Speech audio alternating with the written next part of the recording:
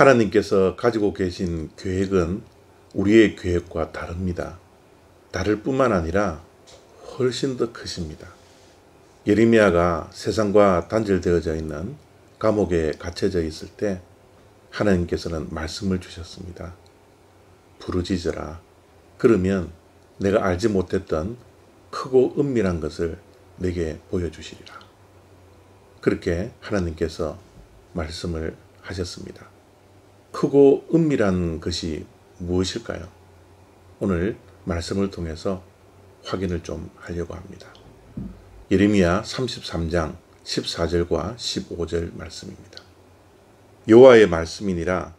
보라, 내가 이스라엘 집과 유다 집에 대하여 일러준 선한 말을 성취할 날이 이르리라. 그날 그때에 내가 다윗에게서 한 공의로운 가지가 나게 하리니 그가 이 땅에 정의와 공의를 실행할 것이라. 하나님의 계획은 70년 후에 남유다를 회복시켜 예루살렘 남유다로 돌아오게 하는 것이었습니다. 그러나 하나님의 계획은 그것으로 그치지 않았습니다. 하나님의 계획은 이 땅을 회복하기를 원합니다. 이 땅에 공의와 정의가 실현되는 회복을 계획하고 계셨습니다. 방금 읽어드린 말씀 가운데 다윗에게서 난 공의로운 가지가 날 것이다 말씀합니다. 다윗에게 난 한 가지가 누구죠? 예수 그리스도입니다. 메시아입니다. 예수 그리스도를 통하여서 이 땅에 공의와 정의를 실현할 것이라고 하나님께서는 계획을 하시고 말씀을 하고 있습니다. 바로 메시아에 대한 계획, 그것이 크고 은밀한 것이다. 그것을 보여주겠다. 예레미야에게 말씀을 한 것입니다.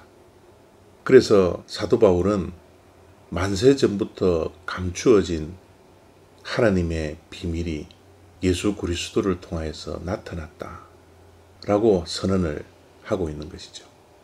그러면 하나님의 이 계획, 이 땅에 공의와 정의가 실현되는 것이 언제 성취가 됩니까?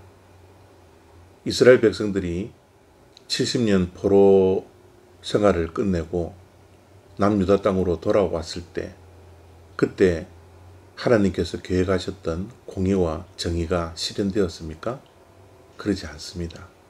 그러면 2000년 전에 예수 그리스도께서 이 땅에 오셨을 때 그때 이후로 공의와 정의가 이 땅에 실현되었습니까?